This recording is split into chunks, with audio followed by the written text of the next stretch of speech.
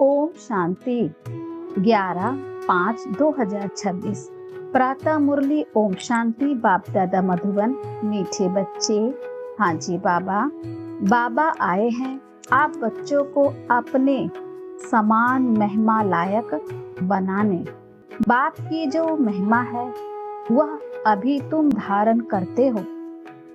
प्रश्न है, भक्ति मार्ग में परमात्मा मासूक को पूरा न जानते भी कौन से शब्द बहुत प्यार से बोलते और याद करते हैं? उत्तर है, बहुत प्यार से कहते और याद करते हैं। हे मासूक, तुम जब आओगे तो हम सिर्फ आपको ही याद करेंगे और सबसे बुद्धियोग तोड़ आपके साथ जुड़ेंगे। अब बाप कहते हैं, बच्चे मैं आया हुआ हूँ तो देवी अभिमानी बनो। तुम्हारा पहला फर्ज है प्यार से बाप को याद करना। ओम शांति। मीठे मीठे जीव की आत्माओं को परमपिता परमात्मा जिसने अब शरीर का लोन लिया है बैठ समझाते हैं कि मैं साधारण बूढ़े तन में आता हूँ, आकर बहुत बच्चों को पढ़ाता हूँ। ब्रह्मा मुख वंशावली ब्राह्मण बच्चों को ही समझाएंगे, जरूर मुख द्वारा ही समझाएंगे और किसी को समझाएंगे। कहते हैं, बच्चे तुम मुझे भक्ति मार्ग में बुलाते आए हो। हे पतित पावन, भारत खास और दुनिया में आम सब बुलाते हैं। भारत ही पावन था, बाकी सब शांति धाम में थे। बच्चों को यह स्मृति में रखना चाहिए कि सतयुग त्रेता किसी को कहा जाता है, द्वापर कलयुग किसको कहा जाता है, उनमें कौन कौन राज्य करते थे। तुम्हारी बुद्धि में पूरी नॉलेज है। जैसे बाप को रचना के आदि मध्य अंत का ज्ञान है, वैसे तुम्हारी बुद्धि में भी है। बाप जो ज्ञान देते हैं वह बच्चों में भी जरूर होना चाहिए। बाप आकर बच्चों को आप समान बनाते हैं। जितनी बाप की महिमा है उतनी बच्चों की है। बाप ने बच्चों को जास्ती मही मां-बान बनाया है। हमेशा समझो कि शिव बाबा इन द्वारा सिखाते हैं। आत्मा ही एक दो से बात करती है, परंतु मनुष्य देह अभिमानी होने के कारण समझते हैं फलाना पढ़ाता है। वास्तव में करती सब कुछ आत्मा है। आत्मा ही पाठ बजाती है। देही अभिमानी बनना है। घड़ी घड़ी अपने को आत्मा समझना है। जब तक अपने को आत्मा नहीं समझेंगे तो बाप को भी याद नहीं कर सकेंगे, भूल जाते हैं। तुमसे पूछा जाता है तुम किसके बच्चे हो, तो कहते हो हम शिव बाबा के बच्चे हैं। विजिटर बुक में भी लिखा हुआ है तुम्हारा बाप कौन है, तो झट देख के बाप का नाम बताएंगे।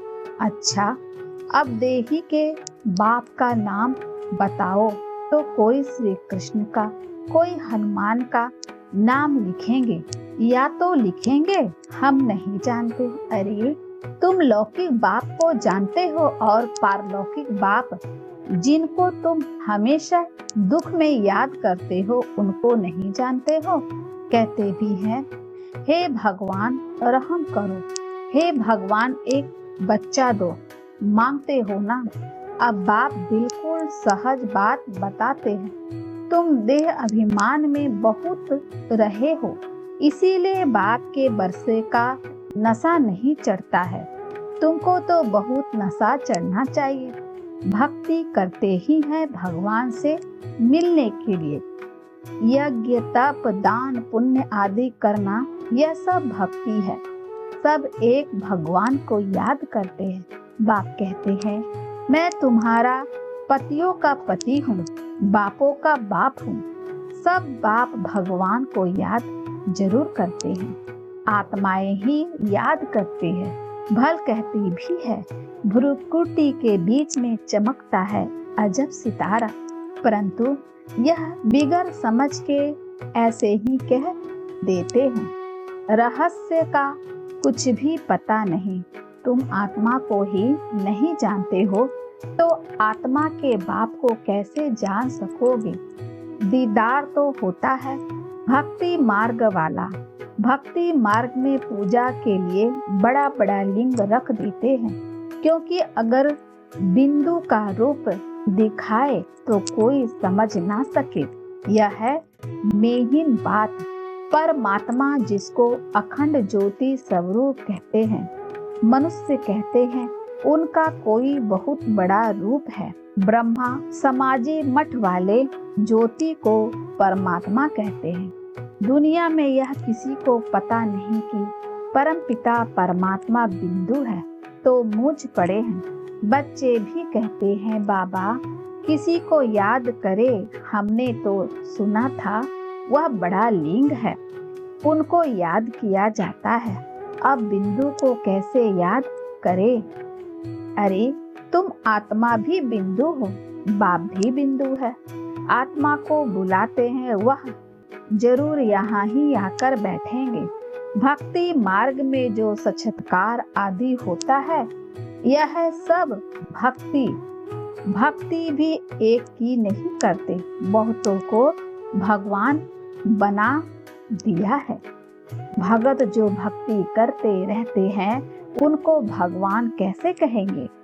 अगर परमात्मा सर्वव्यापी कहते हैं तो फिर भक्ति किसकी करते हैं। सो भी भिन्न प्रकार की भक्ति करते हैं।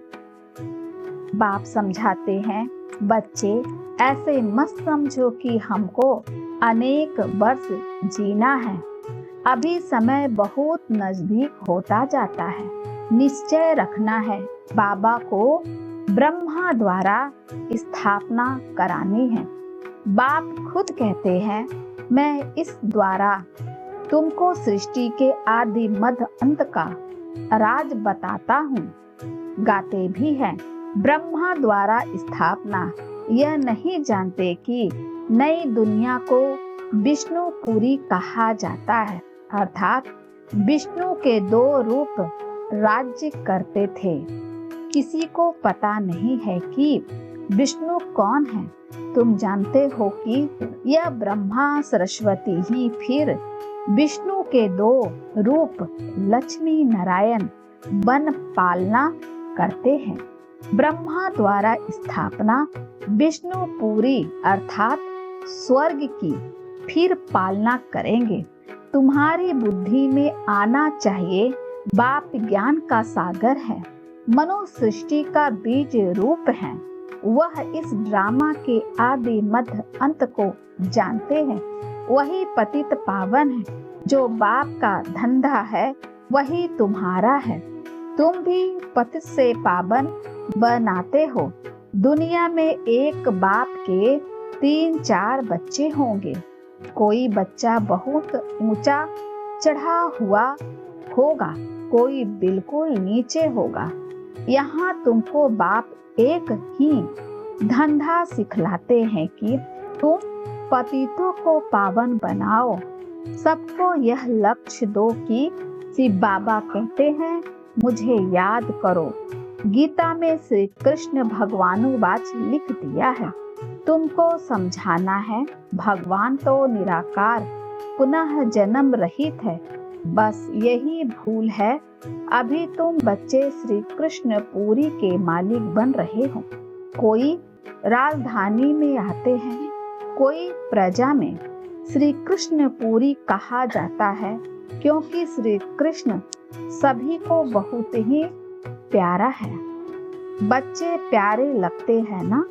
बच्चों का भी माँ बाप से प्यार हो जाता है।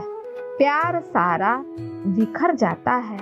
अब बाप समझाते हैं, तुम अपने को शरीर मत समझो। घड़ी घड़ी अपने को आत्मा निश्चय करो। आत्मा अभिमानी बनो। बाप भी निराकार हैं। यहाँ भी शरीर लेना पड़ता है समझाने के लिए। बिगर शरीर तो समझा नहीं सकेंगे। तुमको तो अपना शरीर है। बाबा फिर लोन लेते हैं। बाकी इसमें प्रेरणा आदि की बात ही नहीं। बाप खुद कहते हैं, मैं यह शरीर धारण कर बच्चों को पढ़ाता हूँ, क्योंकि तुम्हारी आत्मा जो अभी तमो प्रधान बन गई है, उनको सतो प्रधान बनाना है। गाते भी है, पतित पावन आओ, परंतु अर्थ नहीं समझते। अभी तुम समझते हो बाप कैसे आकर पावन बनाते हैं, यह भी तुम जानते हो। सतयुग में सिर्फ हमारा ही छोटा झाड़ होगा। तुम स्वर्ग में जाओगे, बाकी जो इतने खंड है उनका नाम निशान नहीं होगा।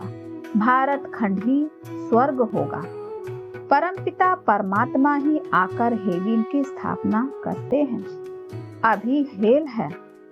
प्राचीन भारत खंड ही है, जहाँ देवताओं का राज्य था, अब नहीं है।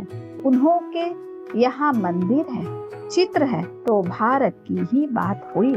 यह कोई भी भारतवासी की बुद्धि में नहीं आता कि भारत स्वर्ग था। यह लक्ष्मी नारायण मालिक थे और कोई खंड नहीं था। अब तो अनेक धर्म आ गए हैं। भारतवासी धर्म भ्रष्ट कर्म भ्रष्ट बन गए हैं। श्री कृष्ण को श्याम सुंदर कह देते हैं, परंतु अर्थ नहीं समझते। बरोबर यह सावरा था ना। कहते हैं श्री कृष्ण को सर्प ने डसा तो सावरा हो गया। अब वह तो सतयुग का प्रिंस था, कैसे काला हो गया। अभी तुम यह बातें समझते हो। श्री कृष्ण के माँ बाप भी अभी पढ़ रहे हैं। माँ बाप से उत्तम श्री कृष्ण गाया हुआ है। माँ बाप का कोई नाम नहीं है। नहीं तो जिस माँ बाप से ऐसा बच्चा पैदा हुआ, वह माँ बाप भी प्यारे होने चाहिए, परंतु नहीं। महिमा सारी राधे कृष्ण की है। माँ बाप की कुछ है नहीं। तुम्हारी बुद्धि में ज्ञान है। ज्ञान है दिन, भक्ति है रात। अंधियारी रात में ठोकरे खाते रहते हैं। अभी तुम बच्चे को समझाया जाता है, घर में रहो या सर्विस भी करते रहो, कोई को भी समझाओ। तुम आधा कल्प के आशिक हो, एक मासूक के। भक्ति मार्ग में सभी उनको याद करते हैं, तो आशिक ठहरे ना। परंतु मासूक को पूरा जानते नहीं, याद बहुत प्यार से करते हैं। हे मासूक, तुम जब आओगे तो हम सिर्फ आपको ही याद करेंगे और सबसे बुद्धियोग तोड़ आपके साथ जोड़ेंगे। ऐसे तो गाते थे ना। परंतु बाप से हमको क्या बरसा मिलता है, यह किसी को भी पता नहीं है। अब बाप समझाते हैं, तुम देही अभिमानी बनो। बाप को याद करना तुम बच्चों का पहला फर्ज है। बच्चा हमेशा बाप को, बच्ची माँ को याद करती है। हम जिस है ना। बच्चा समझता है हम बाप का वारिस बनेंगे। बच्ची थोड़े ही कहेगी, वह तो समझती है हमको पियर घर से ससुर घर जाना है। अब तुम्हारा निराकार और साकार पियर घर है। बुलाते भी हैं, हे पतित पावन, हे परम पिता परमात्मा, रहम करो, दुख हरो, सुख दो, हमें लिबरेट करो, हमारा गाइड बनो। परंतु उसका अर्थ बड़े बड़े विद्वान आचार्य भी नहीं जानते। बाप तो सर्व का लिबरेटर है, वही सबका कल्याणकारी है। बाकी वह अपना ही कल्याण नहीं कर सकते तो औरों का क्या करेंगे। यहाँ बाप कहते हैं, मैं गुप्त आता हूँ। खुदा दोस्त की कहानी सुनी है ना। अब यह पुल है कलयुग और सतयुग के बीच का, उस पार जाना है। अब खुदा तो बाप है, दोस्त भी है, माता पिता शिक्षक का पाठ भी बजाते हैं। यहाँ तुमको साक्षात्कार होता है तो जादू जादू कह देते हैं। साक्षात्कार तो नौधा भक्ति वालों को भी होते हैं, बहुत तीखे भक्त होते हैं। दर्शन दो नहीं तो हम गला काटते हैं, तब साक्षात्कार होता है। उनको नौधा भक्ति कहा जाता है। यहाँ नौधा भक्ति की बात नहीं, घर में बैठे बैठे भी बहुतों को साक्षात्कार होते रहते हैं। दिव्य दृष्टि की चाबी मेरे पास है, अर्जुन को भी मैंने दिव्य दृष्टि दी ना। यह विनाश देखो, अपना राज्य देखो। अब माँ में कम याद करो तो यह बनोगे। अभी तुम समझते हो विष्णु कौन है? मंदिर बनाने वाले खुद नहीं जानते। विष्णु द्वारा पालना। 4 भुजा का अर्थ ही है 2 भुजा मेल की 2 फीमेल की। विष्णु के 2 रूप लक्ष्मी नारायण है, परंतु कुछ भी समझते नहीं है, किसका भी ज्ञान नहीं है, न शिव बाबा का न विष्णु का। पहले पहले बाबा का आकर्षण था, बहुत आते थे। शुरुआत में सारा आंगन भर जाता था। जज मजिस्ट्रेट सब आते थे। फिर विकार का झगड़ा शुरू हुआ। कहने लगे बच्चे नहीं पैदा होंगे तो सृष्टि कैसे चलेगी? यह तो सृष्टि बढ़ने का कायदा है। गीता की बात ही भूल गए कि भगवानुवाच काम महाशत्रु है, उस पर जीत पानी है। कहने लगे स्त्री पुरुष दोनों इकट्ठे आए तो उनको ज्ञान दो, अकेले को नहीं दो। अब दोनों भी आए तो देवे ना। देखो दोनों को इकट्ठा भी देते हैं तो भी कोई ज्ञान लेते हैं, कोई नहीं लेते हैं। तकदीर में नहीं होगा तो क्या कर सकते हैं? एक हंस एक बगुला बन पड़ते हैं। यहाँ तुम ब्राह्मण देवताओं से भी उत्तम हो। जानते हो हम ईश्वरीय संतान हैं, शिव बाबा के बच्चे हैं। वहाँ स्वर्ग में तुमको यह ज्ञान नहीं रहेगा। ना जब निराकारी दुनिया मुक्ति धाम में होगे तब यह ज्ञान होगा।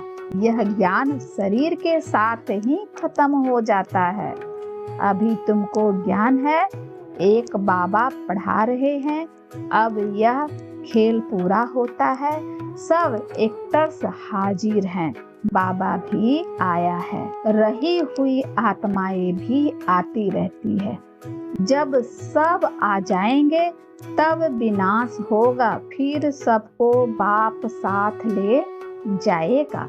सबको जाना है, इस पति दुनिया का विनाश होना है। अच्छा मीठे मीठे सिख लद्दे बच्चों प्रति माता पिता बाप दादा का याद प्यार और गुड मॉर्निंग। रूहानी बाप की रूहानी बच्चों को नमस्ते। हम रूहानी बच्चों की ओर से रूहानी माता पिता बाप दादा को याद प्यार और नमस्ते बाबा। शुक्रिया बाबा, शुक्रिया।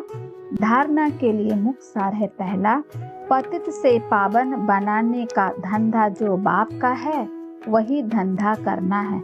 सबको लक्ष्य देना है कि बाप को याद करो और पावन बनो। दूसरा, यह ब्राह्मण जीवन देवताओं से भी उत्तम जीवन है। इस नशे में रहना है। बुद्धि का योग और सबसे तोड़ एक मासूक को याद करना है। वरदान है त्याग और स्नेह की शक्ति द्वारा सेवा में सफलता प्राप्त करने वाले स्नेही सहयोगी भव। जैसे शुरू में नॉलेज की शक्ति कम थी, लेकिन त्याग और स्नेह के आधार पर सफलता मिली। बुद्धि में दिन रात बाबा और यज्ञ तरफ लगन रही। जिगर से निकलता था बाबा और यज्ञ। इसी स्नेह ने सभी को सहयोग में लाया। इसी शक्ति से केंद्र बने। साकार स्नेह से ही मन मना भवा बने। साकार स्नेह ने ही सहयोगी बनाया। अभी भी त्याग और स्नेह की शक्ति से घेराव डालो तो सफलता मिल जाएगी। स्लोगन है, फरिश्ता बनना है तो व्यर्थ बोल वे डिस्टर्ब करने वाले बोल से मुक्त बनो। अव्यक्त इशारे सदा अचल अडोल एक रस स्थिति का अनुभव करो। कोई भी बात हो जाए, चाहे प्राकृतिक की चाहे व्यक्ति की, दोनों अचल स्थिति के आसन को जरा भी हिला ना सके, इतने पक्के होना जैसे देखो शरीर आसन पर नहीं टिक सकता तो हलचल करेगा ना, ऐसे मन हलचल तो नहीं करता। सदा अचल अडोल, जरा भी हलचल नहीं हो। अगर कभी हलचल और कभी अचल है तो सिंहासन भी कभी मिलेगा कभी नहीं मिलेगा। अच्छा, ओम शांति।